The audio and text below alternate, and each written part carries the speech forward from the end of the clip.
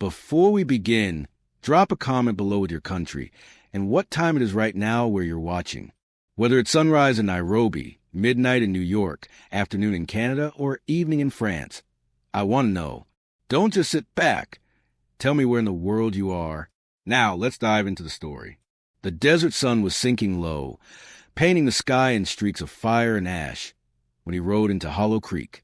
His horse was black as midnight, its breath steaming in the cooling air, its hooves thundering like war drums on the dusty main road. Men at the saloon's porch froze mid-laugh, their poker cards trembling in their hands.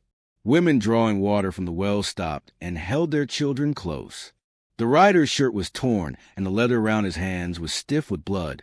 Fresh blood, dark and crusted. It wasn't his. Whispers stirred like dry leaves in the wind. Silas Brant.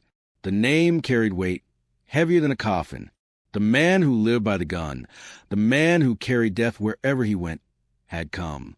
He dismounted slowly, his boots crunching against the gravel, and as he tied his reins, his eyes scanned the crowd.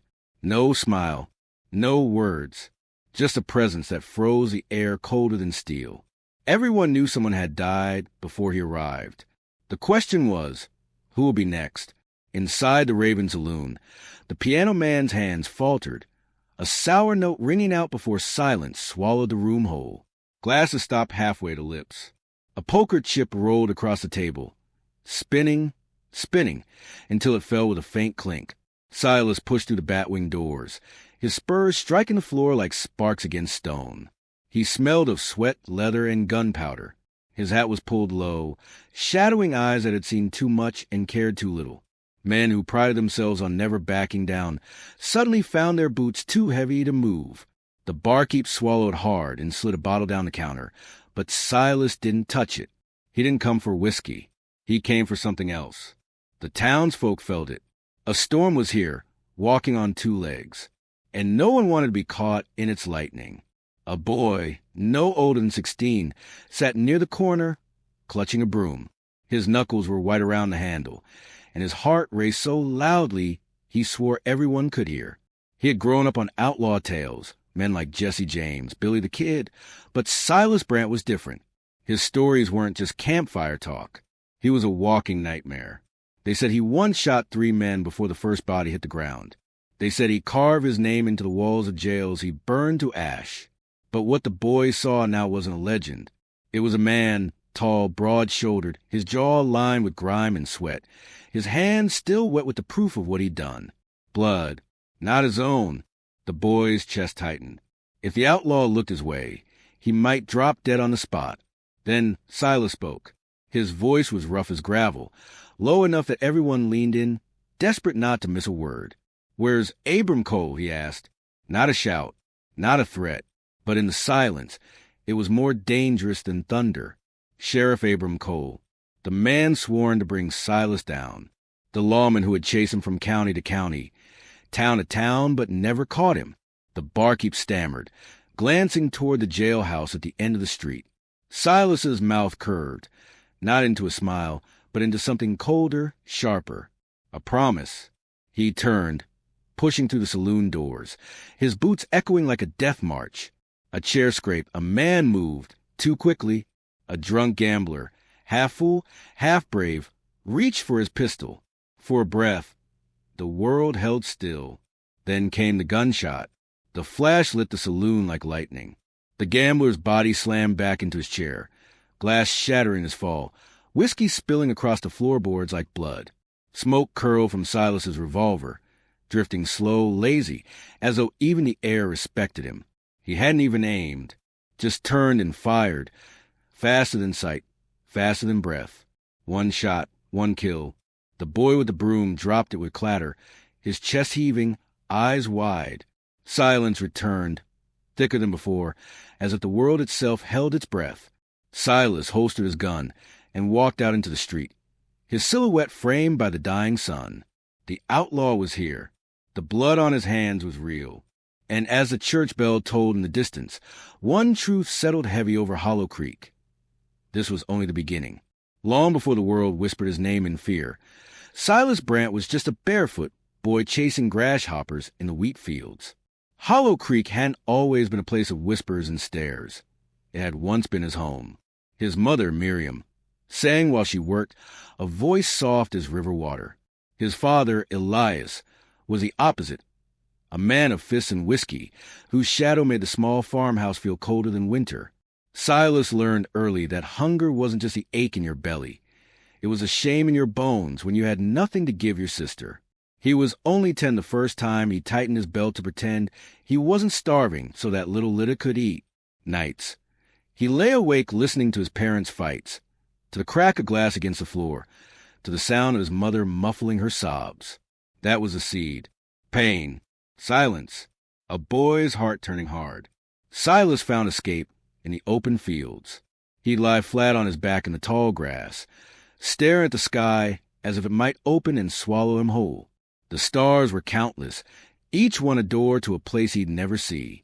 But the world never gave him wings, only weights. His father owed debts to men who wore fine boots and cruel smiles, and they came often, knocking on the door with their fists when Elias had nothing to give. Silas watched one of them, Jonas Pike, a traitor slick as oil, backhand his father onto the porch.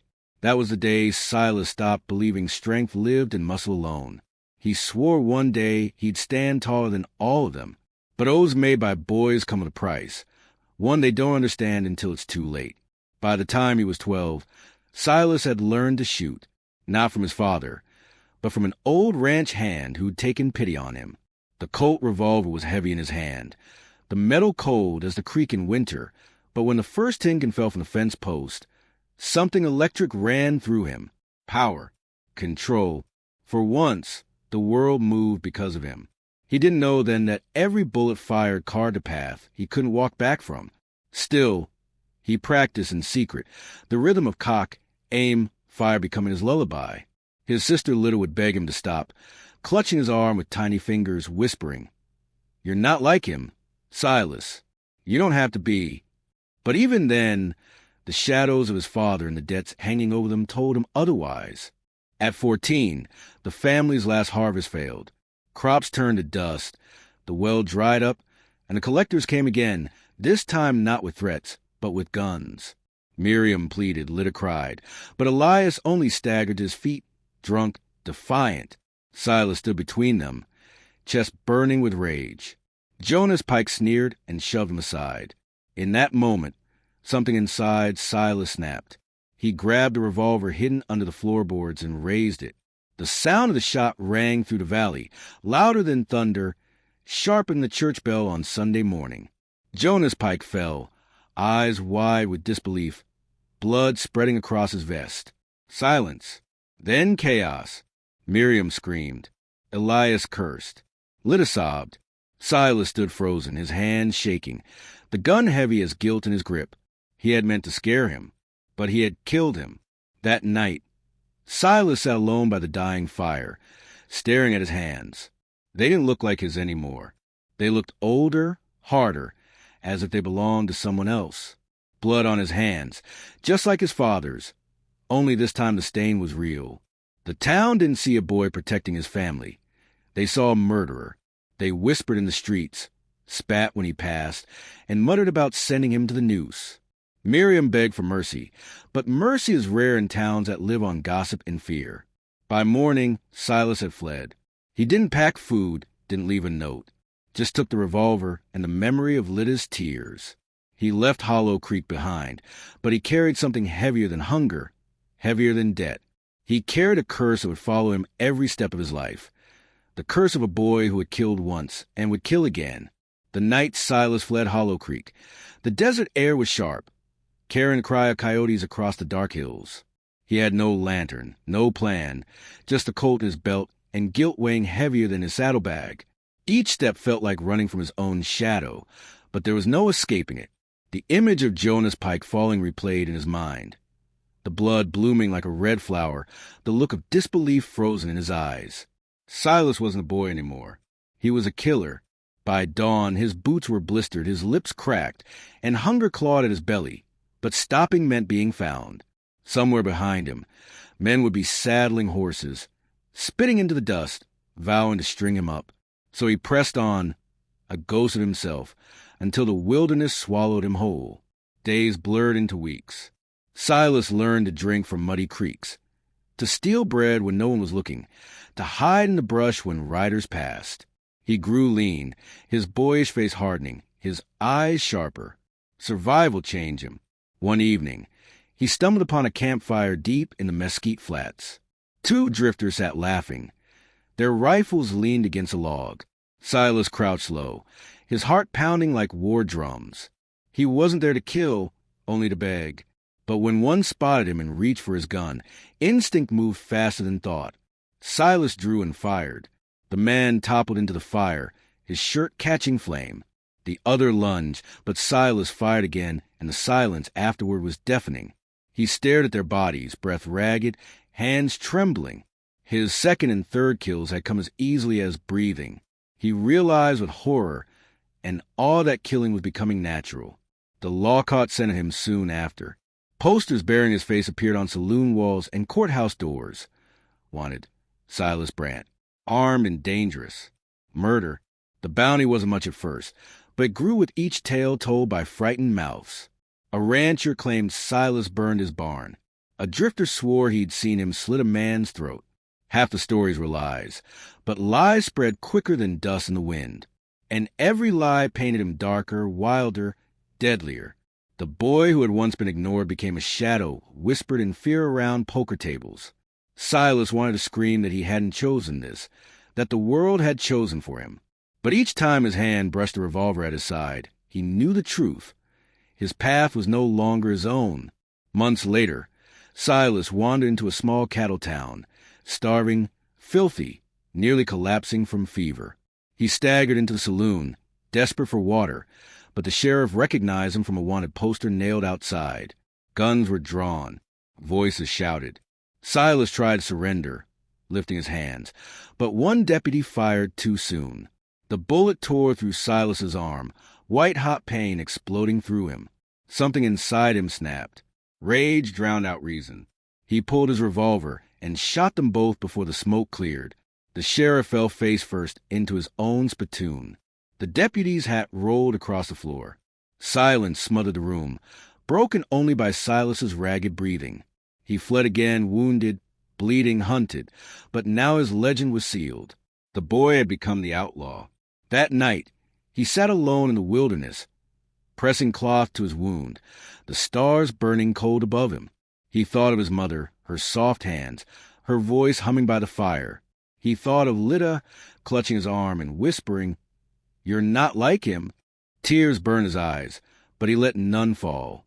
Maybe once he had been different, but not anymore. His hands were stained forever. He had spilled blood he could never wash clean. Somewhere in his heart, a whisper asked if he could still turn back, if mercy existed for men like him. But louder still was a voice that said no. That voice told him this was only the beginning. And Silas Brant, the boy who never wanted to kill, walked deeper into the darkness, step by step, until even the stars above seemed to turn away. The desert is a lonely teacher, and by the time Silas was 17, he had learned all her lessons. How to vanish in the mesquite, how to smell rain before the clouds, how to hear a man cock a rifle 3 breaths before it fired. But survival alone couldn't fill the emptiness. Hunger drove him to people, and people drove him to danger.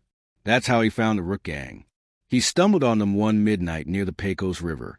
5 men huddled around a fire, faces rough as canyon stone, eyes glinting with suspicion when they saw him. Their leader, Dax Rook, was taller than most, with a scar curling across his cheek like a cruel smile. He studied Silas a long time before tossing him a piece of jerky. "Eat," he said. "If you can shoot as good as you look hungry, you ride with us." That was the beginning. The boy outlaw had found his pack. Life with the gang was a blur of whiskey, cards, and violence. They robbed stagecoaches, held up ranchers, and burned barns when men refused a hand over their cattle. Silas didn't like fire.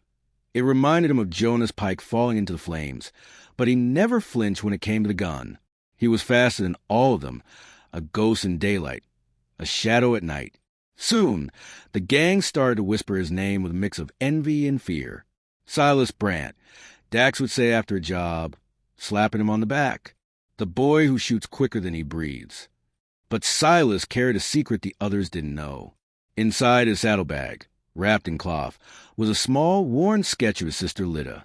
Every night, while the others drank or gambled, he'd stare at it under the stars. It was his last tether to innocence. Still, the outlaw life demanded loyalty, and loyalty came with blood. One night, they raided a freight wagon guarded by Pinkerton men. Bullets cracked through the night, horses screamed, and the sky lit with muzzle flashes. Silas fought like a demon, dropping 3 agents before the others even drew their rifles. But when the smoke cleared, one of the gang, young Eli Tanner, lay bleeding, a bullet buried deep in his belly. Silas knelt beside him, hands pressing to stop the flow, but Eli gripped his wrist and whispered, "Don't waste your hands on me, brother. They're made for killing, not saving." Those words stayed with him, burning into his chest. In that moment, he realized the gang didn't see him as a boy, or even as a man. To them, he was a weapon, and weapons don't get to rest. The months turned to years, and the Rook gang carved their name into the West. Wanted posters grew thicker, bounties heavier, and the stories taller. In saloons from Texas to Arizona, men whispered about the outlaw who could draw before you blinked, who carried death in his blood-stained hands. Mothers warned their children of him. Sheriffs prayed not to cross him. Yet Silas felt no pride in it. Every town he rode through, he looked for a glimpse of Lida's face in the crowd, half hoping she would run to him, half praying she'd never know the man he had become. One night, while the gang celebrated with stolen whiskey, he rode out alone to the edge of a canyon. He held the sketch of Lida to the wind, whispering, "I'm still me. Somewhere under all this, I'm still me." But the canyon only echoed his words back, hollow, mocking. Still, if he couldn't be free, he would be feared. Fear kept men alive in the outlaw world. The gang started calling him the Blood Hand, because every job seemed to end with him stained in red. He hated the name, but he never corrected them. It was better they believed he was a monster than learn he was just a broken boy trying to survive. Yet deep inside, a storm was brewing. The bond with the gang wasn't as strong as it looked. Dax Rook trusted no one, and Silas could feel the weight of his eyes more often, studying him, measuring him. The others joked too much when Silas walked into camp. Laughter a little too forced. Brotherhood in the outlaw world was a rope made of sand. It looked strong, but the moment you leaned on it, it gave way. Silas didn't know it yet, but betrayal was riding hard on his trail. The night was thick with storm clouds when Dax Rook led the gang toward Red Hollow Pass. Their target was a military payroll wagon, heavy with gold, guarded by only a handful of soldiers, or so the whispers claimed. Silas rode with the others, eyes narrowed against the wind, unease gnawing at him like a rat in the dark. Something felt wrong. The silence of the hills, the way the moonlight seemed to hide rather than reveal, the twitch in Dax's jaw when Silas asked too many questions. He tightened his grip on the reins, his coat heavy at his side. For years, he had bled for this gang, trusted them, saved them. But trust in the outlaw world was as thin as smoke. And tonight, he felt it slipping through his fingers. They struck fast, thundering down on the wagon with guns blazing. But the traps snapped shut quicker than jaws of iron. Soldiers poured on the rocks above, rifles cracking the night, muzzle flashes sparking like fireflies in a storm. Horses screamed, men cursed, blood sprayed across the dust. Silas shot 2 soldiers clean off their saddles, but there were too many. Bullets chewed into ground at his boots, one grazing his shoulder. He turned to call for Dax, but his voice died in his throat. Dax was already riding hard in the other direction, away from the fight, away from his men, leaving them to die. Silas's gut turned to ice. The ambush wasn't just bad luck. It was betrayal. Eli Tanner, coughing blood beside him, shouted, "He sold us out, Silas. He sold us for his own skin." Rage flared hotter than pain. Silas grabbed Eli by the collar, dragging him behind a boulder as bullets screamed overhead. "Stay alive," Silas growled, though he knew Eli wouldn't. With every second, the truth carved deeper. Dax had planned this. He had fed them to the wolves to save himself, maybe even to fatten his own pockets with a deal. Silas fired back at the soldiers, his hands steady though his heart thundered. One by one, he dropped them until the survivors broke and fled into the night. But when the smoke cleared, only two of the gang still breathed, Silas and a boy too young to shave, his face pale as bone. The rest were bodies scattered like broken dolls across the pass. When dawn came, the air reeked of gunpowder and death. Silas staggered through the carnage, his shoulder bleeding, his soul heavier than iron. He knelt beside Eli's body, closing the boy's eyes with a hand that shook for the first time in years.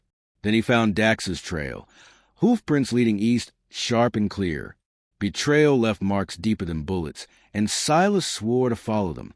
As he mounted his horse, the young survivor clutched his sleeve. "What now?" he asked, voice trembling. Silas looked down, his face hard as stone. "Now," he said, "we hunt." But even as he rode, something inside him cracked. Brotherhood was dead. Trust was buried. All that remained was vengeance. And vengeance was fire. Word spread fast. By the time Silas reached the border towns, whispers flew quicker than wind. The blood hand survived, they said. Shot his way out of Red Hollow Pass when the army thought they had him cornered. Left 30 men in the dirt. The tale grew wilder with every telling. But one truth rang clear. Silas Brant was no longer just an outlaw. He was legend. The boy who once killed to save his sister was gone. In his place stood the deadliest outlaw of the Wild West. A man who had ridden to betrayal, who carried blood on his hands not as a curse, but as a crown. Yet in the quiet hours, when the fire burned low, he would still take out that small, worn sketch of Lita, staring at her smile, whispering a promise through gritted teeth. "One day, I'll be more than this. One day, I'll be free." But deep down, Silas knew freedom and blood do not ride the same trail. Silas rode south for weeks, chasing Dax's shadow, but the trail grew colder with every mile. His wound throbbed, his horse staggered, and hunger gnawed at him like a starving wolf. By the time he reached the border town of Estrella, he was half dead, dust caked to his skin, eyes hollow. The town was poor, sunburned shacks, a sagging church, and a saloon that leaned like it was tired of standing. Silas tied his horse, pushing through the doors, but instead of whiskey, he asked for water. The barkeep stared, then slid a tin cup down the bar. That's when he noticed her. She was at the corner table, her dress plain but clean, her dark hair pulled back, her hands folded like she'd been waiting on something. Elara Wynn, a widow, the whispers later said. Her husband gone in a mine collapse, her boy lost to fever. But what Silas saw first wasn't grief. It was her eyes. Eyes that looked at him not like a monster, not like a legend, but like a man. He should have looked away. Outlaws didn't deserve kindness. But her gaze followed him, steady, unflinching, even as others shrank back. She rose, carrying a plate of bread she brought for the barkeep's children, and without a word, set before him. Silas froze, his revolver at his hip, his hands scarred, blood buried deep in his nails, and she was offering him bread like he was starving, not dangerous. His throat tightened. For years, he had been seen as weapon, ghost, curse. But in that moment, Elara's eyes told a different story. A story where he could still be human. He muttered, "Why?"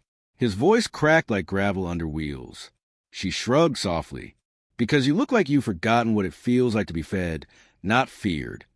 They spoke little that night, but Silas found himself drawn back the next day and the next. Elara lived on the edge of town in a small adobe house, her porch shaded by sagging vines. She let him water his horse, bandage his shoulder, rest in the cool silence of her home. She never asked for payment, never demanded his name, but he gave it anyway. "Silas," he said one evening, staring at the sunset through a crooked window. Her lips curved faintly. "I know," she whispered. He stiffened, hand drifting to his coat, but she didn't flinch. "They say you're the bloodhand. I don't see that. I see a man who carries too much on his back." The words cut deeper than any bullet, because she was right. He was tired of being legend, tired of blood. But peace is a fragile dream in the outlaw world. One afternoon, as Silas chopped were behind Elara's house, a rider approached, one of Abram Cole's men, sent to sniff out rumors of the outlaw's trail. Silas stepped into the open, sweat on his brow, axe in his hand. Their eyes met, recognition sparking like flint to steel. The deputy turned his horse, spurring hard toward town. Silas dropped the axe, hand flying to his revolver. He could have shot him in the back, could have silenced the threat. But Alara's voice stopped him, calm but firm. "Don't." He froze, chest heaving, fingers twitching. She stepped closer, eyes steady. "Every time you kill, you lose more of yourself. One day, there'll be nothing left." He lowered the gun. For the first time in years, he chose restraint. But restraint wouldn't save him. Word would spread. The law was coming. That night, Alara sat across from him, lamplight soft on her face. "You can't stay here," she said quietly. "Cole won't stop until he buries you." Silas looked at her, the woman who had fed him bread, bound his wounds, seen past his blood. "Then I'll leave," he said, though the words felt like ripping out a part of himself. She reached across the table, her hand resting lightly on his scarred knuckles. "You could still change, Silas. You don't have to be who they say you are." He stared at her hand, at her eyes, at the hope she carried so recklessly, a hope he wanted to believe. But outside, the wind howled like a warning, rattling the shutters. Silas Brant, the bloodhound, knew peace was a lie, and tomorrow the hunt would begin again. Sheriff Abram Cole had chased Silas Brant for near 5 years, through deserts, across rivers, from Texas plains to New Mexico mesas. Cole wasn't just a lawman, he was a man haunted. His younger brother had been gunned down during a stagecoach robbery years back, and though no proof tied Silas to the killing, Cole carried his face in his nightmares. To him, Silas wasn't just an outlaw. He was vengeance unfinished, justice undone. So when word reached Estray that the bloodhound had been seen resting in a widow's home, Cole's lips curled into a grim smile. He would smoke him out, not with bullets first, but with bait. A telegram was sent, a whisper spread. The governor would pardon Silas Brant if he surrendered quietly, if he laid down arms. It was a lie, of course, but lies are useful tools in the hands of hunters. Silas heard the news in the saloon 2 nights later. Men muttered over whiskey glasses, voices low. "Governor's pardon," one said. Man could walk free if he wanted. Another laughed bitterly. "Bloodhound'll never take it. Ain't in his blood." Silas sat at a table in the corner, hat low, listening, the words clawing at him. Freedom. It sounded too sweet, too clean. He thought of Alara's eyes, the way she spoke of change as if it were possible. He thought of his sister Lida, her face frozen in memory, begging him to be more. For the first time in years, the outlaw's heart leaned toward hope. But even as the thought flickered, a chill ran down his spine. Hope was dangerous. Hope got men killed.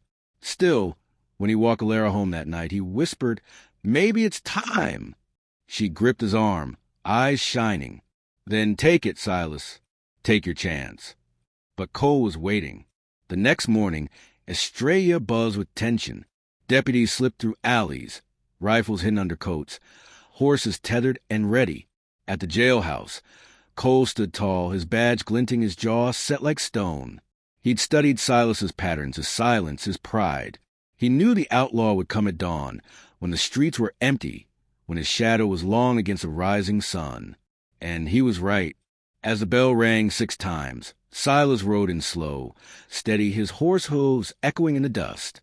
He carried no rifle, only his revolver at his hip, his hands raised in open air. From the windows, children peered. From the rooftops, rifles clicked into readiness. The trap was sprung. Silas dismounted, his boots sinking into the dirt, eyes fixed on the sheriff's office. He could feel eyes on him, the hairs at his neck prickling. Cole stepped out, every inch the lawman, broad shoulders, gray at the temples, pistols shining at his side. Their eyes locked, outlaw and lawman, predator and hunter. For a long breath, the world held still. Then Cole's voice cut through the silence. "Silas Brant, you're finished." The words echoed off the buildings, cold and final. Silas didn't flinch. "Is that so?" he murmured, his voice low, almost weary. Around them, rifles shifted, boots crunched, the town itself holding its breath. Alara, hidden at the edge of the street, pressed a hand to her mouth, her heart pounding. She had begged him not to come.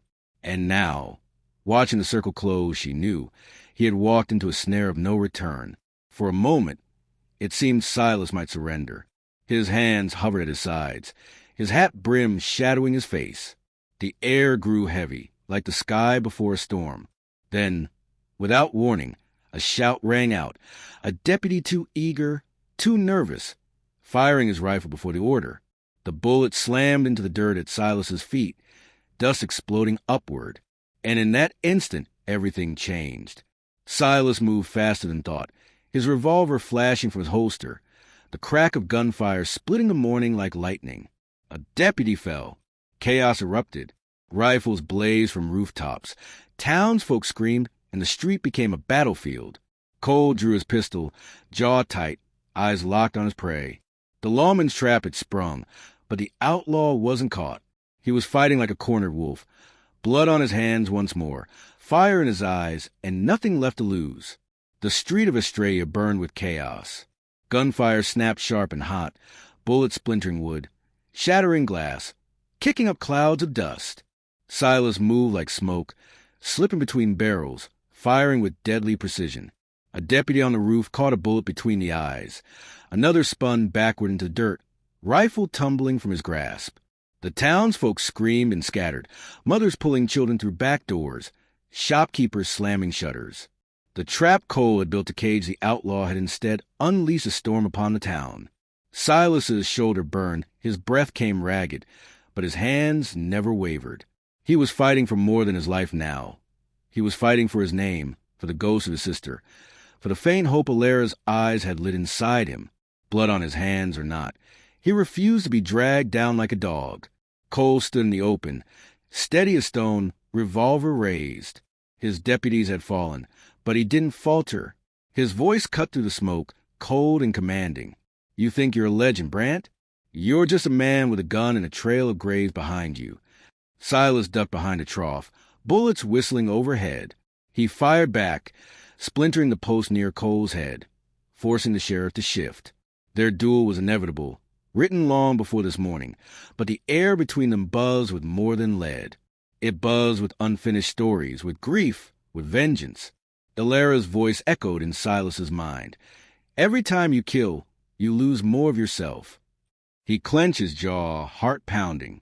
Maybe he was already lost, but if he was, he'd take Cole with him.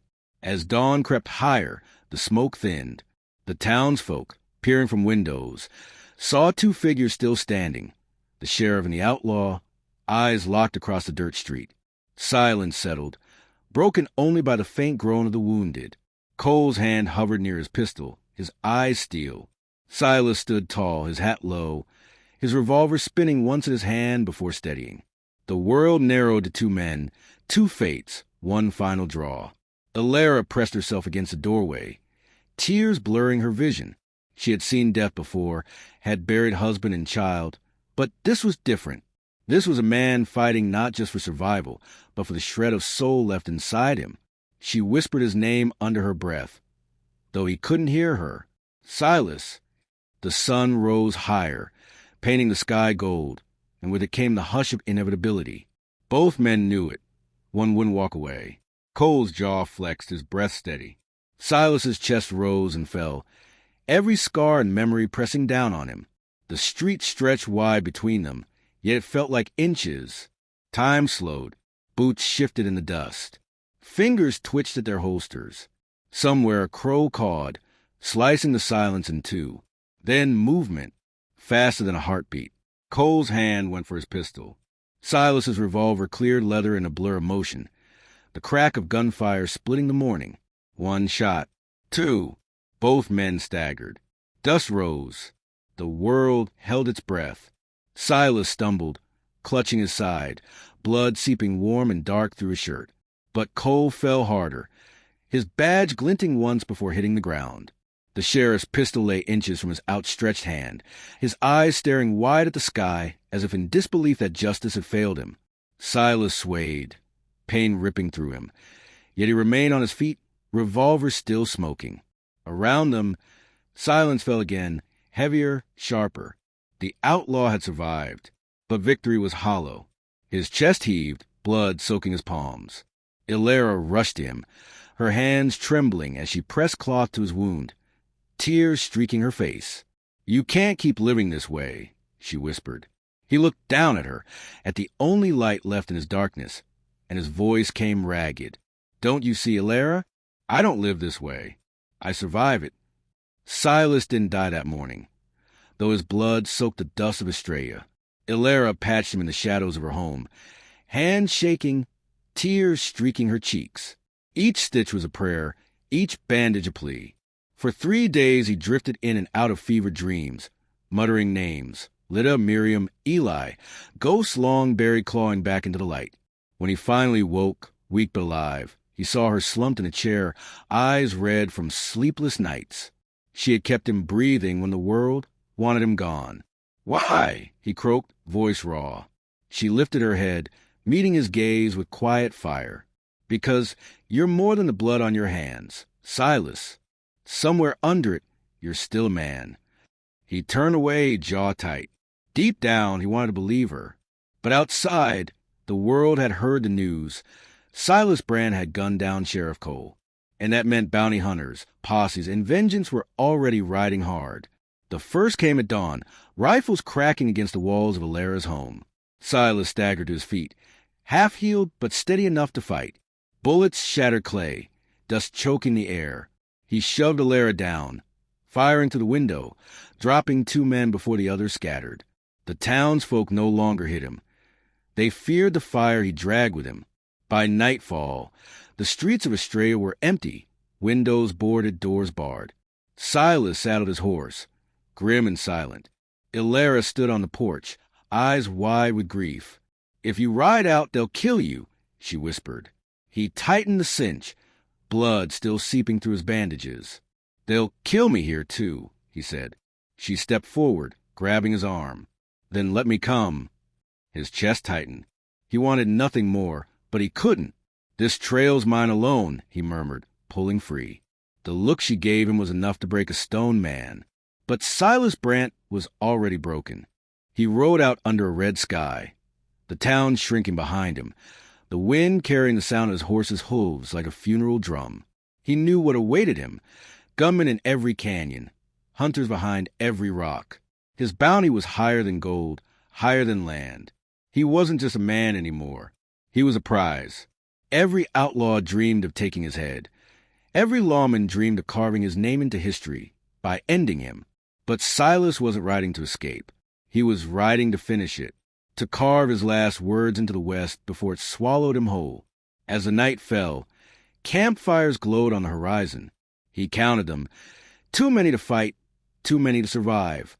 Still, he pressed on, revolver heavy at his side, heart heavier still. If this was to be his last ride, he'd meet it head-on, not crawling. By dawn, the ambush came.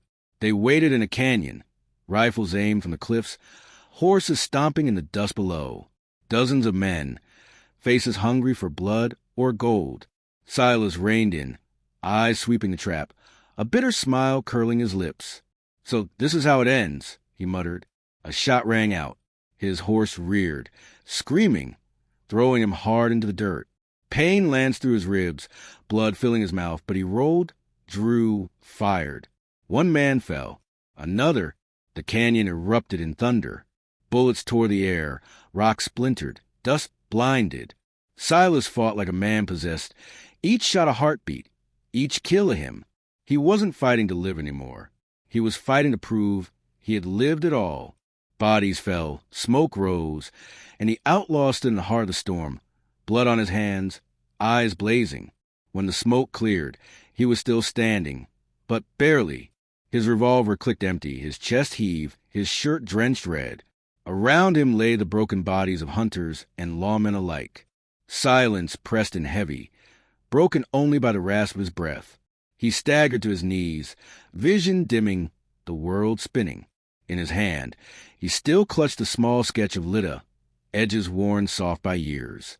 He pressed it to his chest, whispering through cracked lips, "I tried, little one, I tried."